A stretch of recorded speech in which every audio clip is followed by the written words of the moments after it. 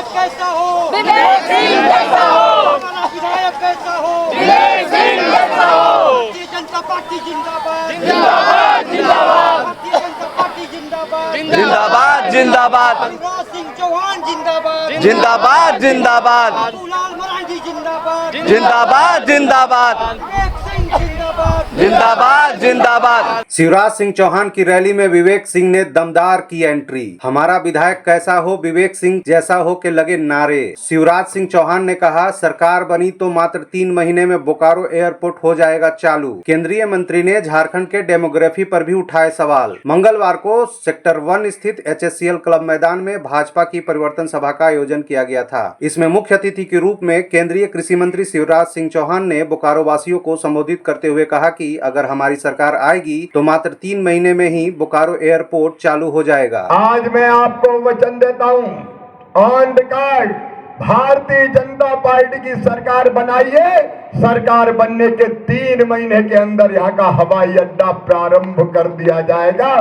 3 महीने के अंदर। उन्होंने हेमंत सरकार पर जमकर निशाना साधा। इधर परिवर्तन सभा में भाजपा नेता विवेक सिंह ने दमदार उपस्थिति दर्ज कराई। भाजपा कार्यकर्ता हमारा विधायक कैसा हो, विवेक सिंह जैसा हो के नारे लगा रहे थे। विवेक सिंह के नेतृत्व में हजारों कार्यकर्ता परिवर्तन सभा में रैली की शक्ल में पहुंचे। उनके एक हाथ में तख्ती तो दूसरे हाथ में भाजपा का झंडा था। तख्ती पर न सहेंगे न कहेंगे, बदल कर रहेंगे लिखा था। विवेक सिंह ने भी झारखंड की सरकार पर जमकर निशाना साधा। 2,87,000 से ज्यादा नौकरियां, पद रिक्त पड़े हैं।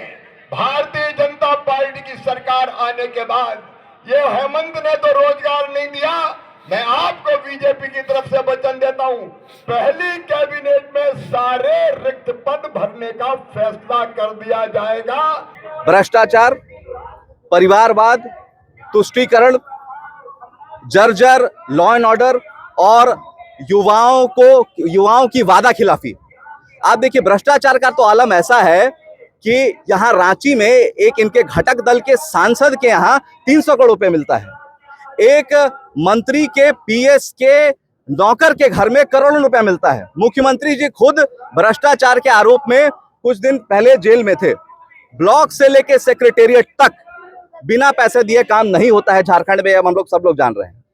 तुष्टीकरण पे आइए, पूरा जो बांग्लादेश से सटा हुआ इलाका है, वो साहेबगंज हो, पाकुड़ हो, देवघर हो, गोड्डा हो, पूरा इलाका, उसमें ऐसा डेमोग्राफिक चेंज हुआ है, ऐसी बांग्लादेश से जो मुस्लिम इन्फिल्ट्रेशन हुआ है, उसके कारण जो आदिवासी पॉपुलेशन 2000 में 44% थी, वो घटकर 28% रह गई है। तुष्टीकरण का ये आलम है इस देश में।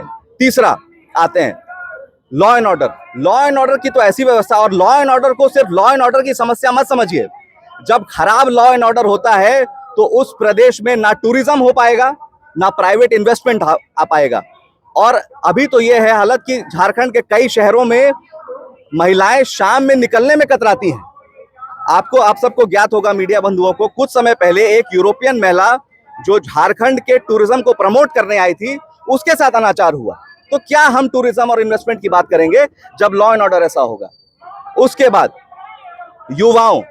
युवा आक्रोश रैली में भी जब हम आए थे, जब मुखातिब हुए थे मीडिया से, मैंने डिटेल में बात की थी कि इंटरनेट बंद करके एग्जाम लेने के बाद, जो अप्रत्याशित है, ऐसा कहीं नहीं होता है कि इंटरनेट पूरे प्रदेश का बंद हो एग्जाम लेने के लिए, उसके बाद भी ऐसी खबरें आती हैं कि ऐसा पेपर आया जिसमें सारा आंसर लिखा हुआ है। पंचायत सचिव हो, दिव्यांग हो, सहायक पुलिसकर्मी हो, टीचर्स हो, कोई ऐसा युवा वर्ग नहीं है जो इस सरकार से खुश है। और सिर्फ नौकरी की बात नहीं है, अपॉर्चुनिटीज की भी बात है।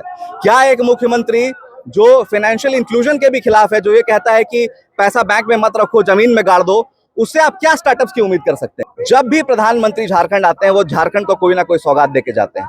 पिछले 3 दौरों का आप विवरण ले लीजिए। सिंदरी का फर्टिलाइजर कारखाना हो, देवघर एयरपोर्ट हो, देवघर एम्स हो, अभी कुछ दिन पहले वंदे भारत ट्रेन हो। उसके अलावा जो प्रधानमंत्री का ये उद्घोष है कि पूर्वी भारत के बिना भारत का विकास संभव नहीं है, और इसी क्रम में उन्होंने पूरे झारखंड में अधिकतर जिले आकांक्षी जिले हैं।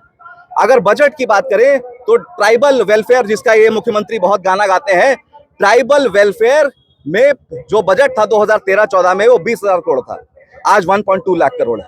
रेलवे बजट की बात कीजिए, रेलवे बजट पिछले साल 7,000 करोड़ था जो झारखंड में आवंटित हुआ, ये 2014 से 15 गुना ज्यादा है। 67 लाख लोगों को यहाँ मुद्रा लोन मिला है।